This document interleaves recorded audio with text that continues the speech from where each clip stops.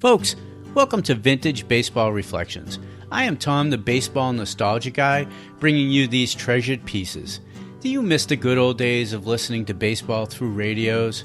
It was a classic pastime that stood for decades and shaped how we cherish baseball and our heroes. These stories are from a moment in time that were heard by fans just like you. They are uncut, unfiltered, simply here for you to enjoy. So I just want you to enjoy this reflection on baseball history.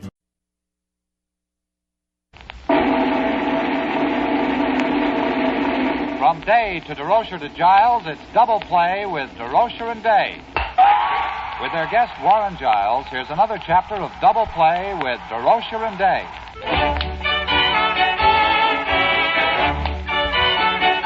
Welcome to another visit with baseball's most exciting and controversial couple, Laraine Day and Leo Durocher, with their guest for today, Mr. Warren Giles, president of the National League.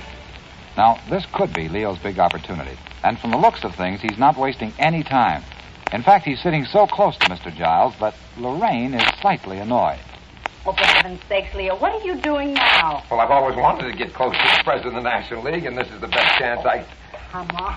Well, be serious for a little bit. All right. Yes, and fans, here's our chance to get serious with an interesting message for you. And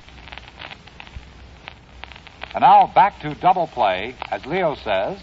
Well, you know, Warren, when you were general manager and president of the Cincinnati Ball Club, you know, you and I were allies. I thought maybe now that you're president of the National League, I'd get a little of my money back. Oh, you like me because you could beat us all the time. Oh, well, we were a little lucky there. Hi there. So glad to be back with you again this week, and we have a very distinguished guest with us tonight, Mr. Warren Giles, president of the National League. First, I want to know, Mr. Giles, this I don't think Leo is expecting me to ask you. So I'm going to get right into hot water with him right away. This is going to be but, good. You know, whenever there is an argument on the field or any kind of an incident between umpires and managers and players, in which my husband is usually involved. Usually, yes. Yes, usually. Very seldom. You know that, Warren. Never having trouble with you. New Durocher now. Anyway, what I want to know is, I know that the umpires go home and they sit down and they write a report that very night about the whole incident and they send it to you. And your decision is based on that report. But what I want to know is, why don't managers and players get to write a report? It's a serious thing. I asked the manager or the player to tell his side of it, too. It's probably an innovation in baseball, but I'll probably have 3 or 4 innovations, and just by trial and error, they may work out good or bad. But I think every person ought to be able to tell their story before they're disciplined. It may not change the opinion of the league president at all, hearing his side of it, but I think he'll feel better having had a chance to tell his side of it. I think so, too. Well, as long as you want to say anything. Yes, I was just wondering when you're going to let me say something here. You know, Warren, I think you better keep that door open then at your office because I get thrown out quite a bit, you know, during the course of a season. Although I am the new Durocher, I doff my cap to the boys now. That's not what I hear. But oh, well. What you get in the report. Well, we think we're right, and the umpire makes his decision, and he thinks he makes the right one. I don't know of any manager or any player in baseball that's ever questioned or doubted the integrity of an umpire. That has never been doubted, and we don't do that. Question their eyesight a little bit once in a while on a play, and that's the reason for being thrown out. Ball players are pretty good sports. They are, I know. Too. They're mad, they beef at the time, but after the whole situation over and the incident's closed, why, they start a new day. That's right. I don't think a manager or a ball player wants to have an umpire up on the carpet. Call him up there. I think that a manager and an umpire knows that when he has been fined, that you've weighed everything. I found it that way when our now commissioner, Mr. Frick, was president of the National League, and I'm sure that we'll find it that way. I got to, polish the apple a little bit here, Warren. I hope he's listening. Yes, I hope that everything's all right. All right. Tell me, is there an umpire in the National League that wears glasses? No, I don't know of it. Oh, they may sneak them around the corner when they read the paper or something of that kind. I see nothing wrong with an umpire wearing glasses Neither do at all. I. Ball players who wear glasses. Of course. All right. As a matter of fact, an umpire's vision is not the determining factor in whether or not he's a good umpire. You know, you hear so many people in the band yelling, why don't you wear glasses, you know? Oh, they call them blind, but that's an old baseball saying that'll live as long as the game lives, I believe. The greatest asset an umpire can have is being able to handle situations. I think That's the main thing. I think it's the same as managers, Leo. That's right. You get a half a dozen managers any one of them can tell when to steal, when to bunt, or something of that kind. You can get umpires, you can get boys that can say, well, the man, bang, bang, whether he's safe or out. That's but right. If he gets in trouble, that's when the good umpire comes to the front. He handles the situation. Well, Mr. Giles, I have a letter here for you that, if part of the letter says that I like to say hello to my favorite players before the ball games, but they say they are no longer permitted to talk to us fans. Why is this? And it's asked by George Hankey, Patterson, New Jersey. Possibly it keeps them from talking to their friends, but then Joe Doak's sitting next to this fellow. Hey, Jay, Leo, hey. And if you don't go over and talk to him, he's offended.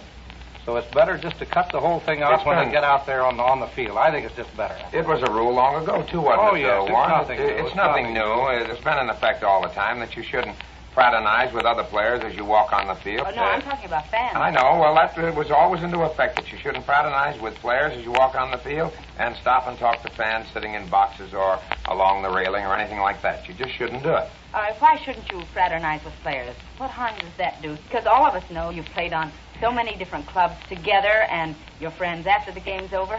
I'm sure a lot of fans say, well, what harm does it do if they say, hi, Johnny, how are you today? I'm definitely opposed to that because you know, Leo, and we all know that these contests, these ball games out there, they're hotly contested.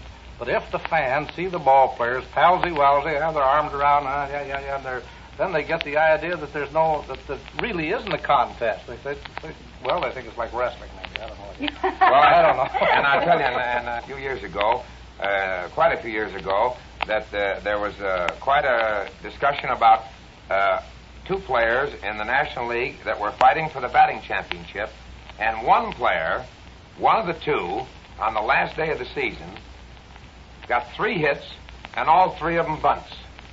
And everybody wrote in the paper after that, newspapermen, that the third baseman for that club was playing back because he liked this fella and that he was a friend of his and that they had gone out together and had dinner and things and that he played back and he bunted and got 3 hits. Well, I think things like that, you say hello to a player and if a fan sees it, he says, he might be pitching and relieving and so-and-so comes up and he gets a home run. He says, well, he was talking to him before the game. I guess he told him he was going to do it.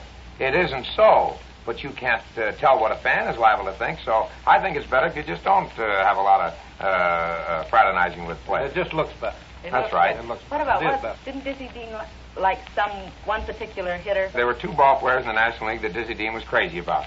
One of them was the second baseman for the Giants named Huey Kritz, and the other one was Whitehead, who also played with the Giants, Whitey Whitehead. And they used to come up, and Diz would just he said, here's my boy Whitey, and he'd just lay a fast one right down through the middle. And one day in St. Louis, he laid a fast one right down the middle for Whitehead, and he hit a line drive and hit Diz right in the head. And bounced down in the bullpen, and they carried Diz off the field, and Diz says, well, that's all right. He said, that was my partner, that was my boy Whitey. But he hit him right on the forehead with a line drive. Did he throw him up any more easy ones after Well, that? he never got mad. Diz used to do that a lot. He had the confidence, too, if Whitey does get on, I'll strike out the next 2. He won't Sure. bother me. That's the way. You know, there weren't many Dizzy You never Deans scored around. very much on him. Well, right now I think we should take just a 7th inning stretch and let our sponsor say a few words. And now back to Double Play with Leo Durocher and Laraine Day and their guest for today, Warren Giles.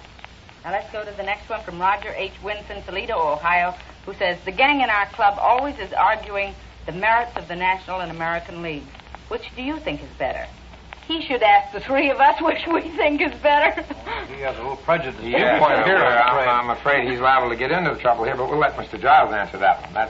Well, I think we can let Mr. Giles answer it by my telling him about the wire you received in spring training when you said, Mr. Giles said in his wire, he said that he wanted the National League clubs to win their exhibition games to prove to the people that the National League was the better club between the 2. And I thought it was sort of strange, this wire, because Leo had always told me that exhibition games, it really wasn't terribly important who won. The thing that was so important was that he could see his players, you know. Oh, I think you have to condition your ball club. That has to come first. But when the text of my wire was that where you can do it without impairing your training program. That's exactly the way he meant the wire because we had a meeting. I remember that. Well, that makes all the sense in the world. Of course it does. Warren says that I don't expect you to go out there and ruin a player or hurt a player in order to win a game from an American League club. He says, naturally, I know that you're trying to win and you're doing your best. He said, but I do think that when you play the inter-squad games and you do play clubs in the National League, that that is the time that you would do more experimenting. And when you play the American League, that is our opponent and our opposition, and we should show the American League and the public that the National League is the better league. Why do you think the National League is better? I think we have better young ball players. Of course, I may be a little prejudiced. Of course, he's only the president of the National League. That would make it that way, I believe. Yes, but I mean, even being president, he could still have but maybe this idea of wanting the National League to beat the American League team, maybe that's personal, because for 15 years in the National League, I had 7 teams I could pull against. I had 7 competitors. I had a lot of fun. Now I only have 1, and that's the American League. So I have to have somebody to shoot at. That's right. I have to shoot at somebody. Well, Victor Redding in Baltimore, Maryland would like to know, do you think the pitchers have any basis for their complaints that most of the recent rule changes have been to their disadvantage? Oh, I don't think so. It all depends. Those viewpoints and the headlines in the newspapers about the dead ball, you'll have 2 or 3 games where some pitchers pitch effectively and pitch some shutouts. Then the newspapers will be full of the idea, oh, they've deadened the ball. Something's happened to the ball. Then the next week there'll be some big scores. The jackrabbit ball is back in again. I think the hitters who are having a little difficult time with that big bat and maybe a little difficult time with the curve ball and that change up, seeing it a little bit, and that fastball that goes fast there, they say, oh, you've helped the pitchers a lot. Well, what about the strike zone? I'm glad you mentioned that. Somebody seems to think that the strike zone has been narrowed.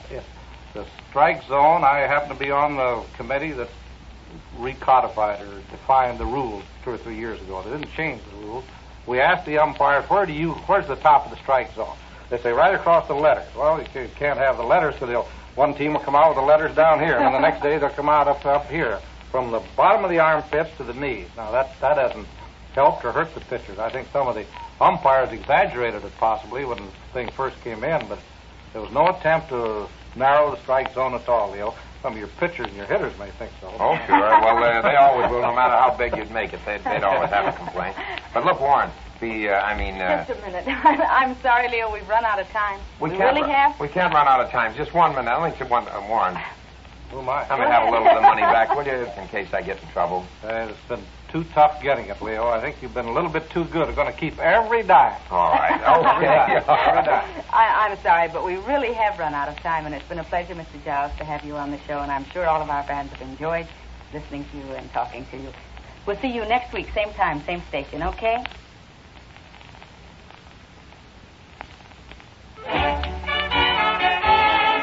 You've been listening to another chapter of Double Play with baseball's most exciting couple, Laraine Day and Leo Durocher.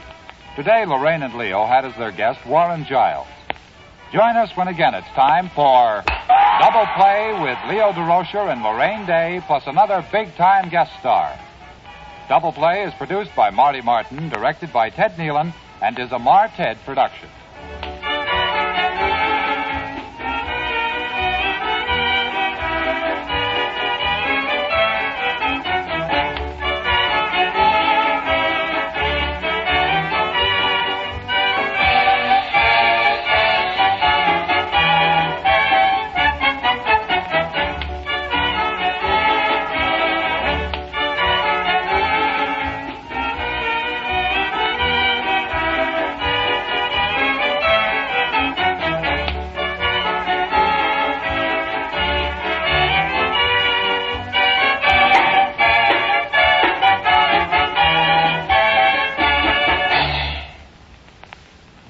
VintageBaseballReflections.com features a treasure chest of baseball audio.